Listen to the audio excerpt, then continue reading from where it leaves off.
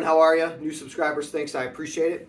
So hey, I've been spending a lot of time with the Allen and Heath CQ-18T. Well, I've done a few gigs, haven't spent a lot of time with it at home, so let me correct myself. So I kind of just got back into using more of the features here somewhat recently. And what I found out is for a guy like me, I come from a long line of live sound acoustic dual wides using analog mixers, specifically Yamaha's MG10XU for a long time. And I was using it for right up till we got this mixer. So what I come to find out by this mixer is that me using analog with a simple 3-band EQ, basically, your typical highs, mids, and lows. I always ran the EQ by ear, try to get a good sound, and those dials and stuff show you where you're cutting, low shelf, high shelf, what it's doing. But you don't got a mid sweep, you don't have access to fine parameters and stuff. You got the one knob compression, which definitely works. And for somebody like me that doesn't fully understand it, that's good. That's a benefit, and this may be a benefit for you. So if you're very versed in these, and if you run boards and run sound for bands and stuff, this video probably won't be for you. But what I found is that by using this mixer, using their quick channels, and then looking at the quick channels, which is basically, from what I've seen, kind of from what you see, kind of like using an analog board, especially on the Easy EQ, I should say, and then converting to the complete channels, you can kind of see what Allen and Heath, the parameters they have set up from the factory. So what I'm going to do is I'm going to take you through here, and I'm going to show you two different quick channels: the vocal quick channel and the Easy EQ quick channel. And I think I'm going to go through them a couple times here so you get to see what the quick channel looks like, and then converting that to the complete channel, exactly how they have compressors set up and the EQ set up, especially for vocal mic, where they make their cuts and how they set their ratios and their thresholds, attack and release times and stuff like that. So again, hopefully if you're newer to digital mixers like I am, and I'm trying to commit myself to this, then hopefully this would be, hopefully that's where you're at with this too. If you're more skilled than me, this may be boring, it may not be for you. So, and again, our background is a long line of acoustic duos, mostly either me and my wife, or me and a buddy, or doing solo gigs or something like that. So really the 18T is more than what I need, but I do have some other plans for it, which is why I'm versing myself more on this, because I had a couple opportunities to mix some bands at some events coming up this summer. So anyways, here you go. Hope you enjoyed it. Hope you learned something. I'm learning from it by learning or looking at their presets. So here you go. All right, so here we are with the CQ-18T, and we're just going to use this channel strip here, LP5 as it's labeled. And what we're going to do, and like I said, I'll do my best here to try to keep the phone decent for you. What we're going to do here is we're going to go ahead, we're on the fader screen here. We're going to go ahead and hit processing, and we're still on this right here, and this is just kind of where I had it before. But what we're going to do is we're going to start fresh. And let's say we just want Easy EQ for, I'm sure that's kind of their coverall. We already got it highlighted here. We're going to leave it there. We're going to go ahead and hit recall right here. And so what this does, this brings us right back to this channel strip LP5. And as you see here, these three little knobs just kind of, just kind of imitating your basic analog mixer. And we simply tap this right here, and we see this is here's your Easy EQ. So with that, you can simply tap this here. Let's say you're throwing a vocal on here. Let's say you want to roll down the lows a little bit. Say you want to leave the mids alone, in case you need to boost the highs. Maybe you don't. For this example right here, we're going to go ahead and boost the highs a little bit. Actually, no, we're gonna leave these. We're gonna leave these alone, okay? And you can click on your high pass filter, which I think theirs is preset at 100 hertz, and you can throw their compressor on. But for this example right here, we're going to go ahead and leave those off. We're going to X out of this, and we're going to go ahead, and we're already on processing here. So we're going to hit this little drop down tab right here, and we're going to want to go ahead and convert this channel. Basically, it just gives you a quick heads up that you're going from a quick channel to a complete. That way you're going to have more access to all the processing and stuff. So we're going to go ahead and apply that. And so what I want to do here, for whatever I was doing here, the gain was preset at 37 dB.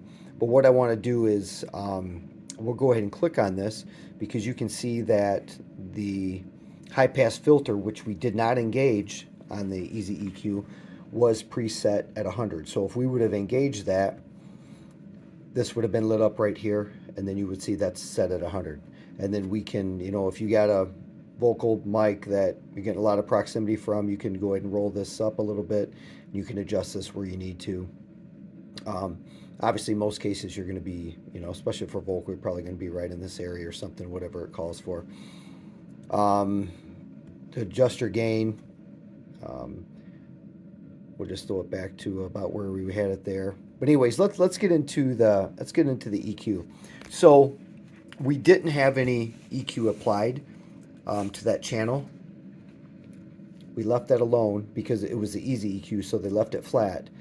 And if we take a look at the compression right here, if we would have engaged it, this would have been lit up right here. So this was just kind of a default compressor setting that you would get from the factory using Easy EQ. If you would have left it on the quick channel and just engaged the compressor. So you get a 4:1 ratio, -12 on the threshold, and they're giving you back about 7 dBs worth of gain. Attack 300 and a release of 250 milliseconds. So that's what you can get. Of course, these right here would be user adjustable for you to tweak them however you need to and play with the threshold there. Obviously, you can give yourself more gain or less gain if you need to. But let's do this right here. Let's stay on this right here, and let's go back. Let's recall Easy EQ again. Okay, so now it's refreshed. And let's go ahead and roll down some lows. And let's say you got a vocal, on a vocal. Let's say you got a vocal that needs a little bit of boost, and you want to throw your high pass on and your compressor on. Okay, so let's X out of that. But let's go ahead and convert this now to the complete channel so we can take a look at what it was doing for us. So let's click on here again. So by default, their high pass was at 100 hertz. It left the gain alone, but you see now it's engaged. Actually, we didn't have to click out of that. Once you're on these little windows right here, you can just go down. We'll go down. We're not using a gate for anything here, so that's left off. Let's go to our EQ. Remember, we turned down the lows and we boosted the highs just a little bit. So this is what it's going to look like on your parametric EQ. And then you can see all your parameters down here, exactly what is going on.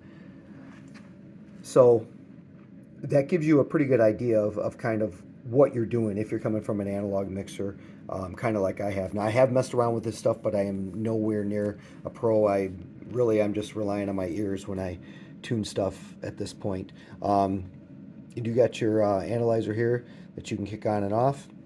I'm pretty sure that was on. So let's go ahead and X out of this here, and we're still on this channel strip here. Now let's go to, let's bring this up to a vocal, okay? So let's recall a vocal. So you just need to do a quick setup, and here's a vocal mic. So we're still on processing, because if we hit fader, now we're just back to faders. So we got the channel strip highlighted, we hit processing, and let's just go ahead and tap this here, and we'll see that this is on by default high pitch.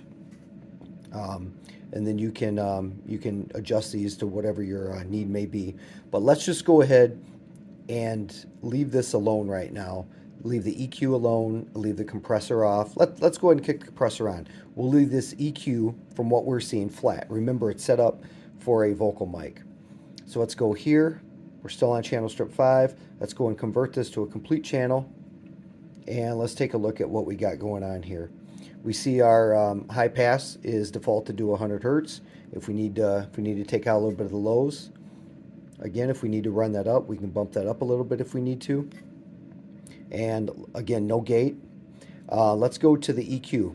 So remember, on this vocal EQ, we did not touch the EQ knobs at all.